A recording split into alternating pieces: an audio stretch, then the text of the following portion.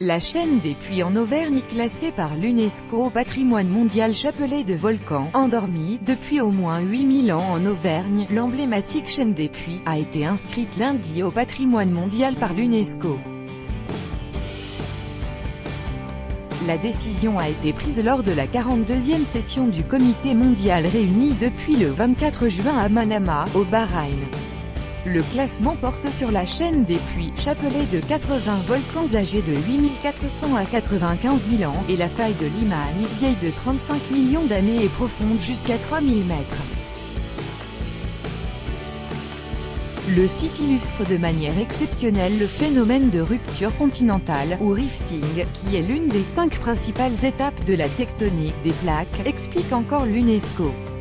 Ce haut lieu tectonique, situé à l'ouest de Clermont-Ferrand dans le parc des volcans d'Auvergne, regroupe une collection de sommets aux formes pures, très peu érodés, sur un axe nord-sud d'environ 32 km de long et 4 km de large.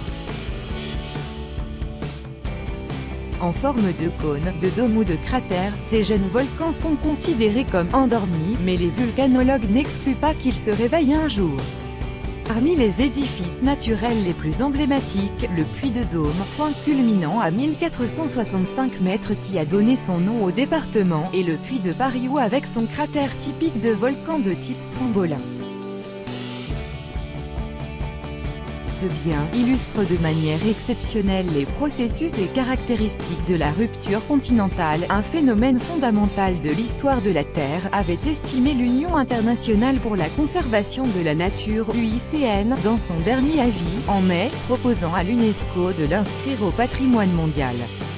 Pourtant, la partie était loin d'être gagnée pour la candidature auvergnate, qui a essuyé par 2 fois un refus du comité de l'UNESCO après 2 rapports négatifs de cette même UICN, si elle reconnaissait alors l'intérêt et la valeur de ce site pour la communauté géologique scientifique spécialisée. L'ONG a estimé que ces caractéristiques n'étaient pas uniques et semblaient égaler, voire mieux représenter, dans d'autres sites du monde, présence humaine. Un temps décrié, la candidature française, lancée il y a 11 ans, souffrait en effet de la comparaison avec de nombreux sites volcaniques inscrits depuis bien longtemps au patrimoine mondial. Le puits de Dôme avec à son sommet une antenne de communication copyright AFP, Thierry ZOCCOLAN dans le collimateur de l'UICN également, les marques de présence humaine sur le site, remontant à l'Antiquité avec notamment un temple gallo-romain, jusqu'à nos jours avec une antenne de télécommunication au sommet. Du puits de Dôme, on a démontré que sans cette présence humaine qui a entretenu le site, notamment par le pastoralisme, ces formes volcaniques uniques ne seraient plus visibles aujourd'hui, explique à l'AFP le président du conseil départemental du puits de Dôme, Jean-Yves Gouttebel, à l'origine de la candidature. Depuis le dernier échec en 2016, le critère de la beauté esthétique a été écarté du dossier de classement. Les porteurs du projet se sont attachés, dans leur nouvelle mouture, à recentrer la candidature sur son sous-sol et l'importance de son témoignage dans l'histoire de la Terre.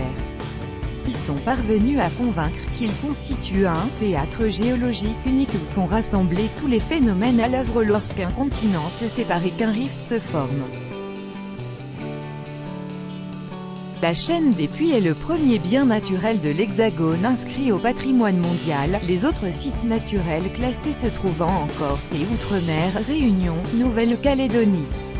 La France dispose aussi d'un bien dit mixte, à la fois naturel et culturel, le Mont Perdu, à la frontière franco-espagnole.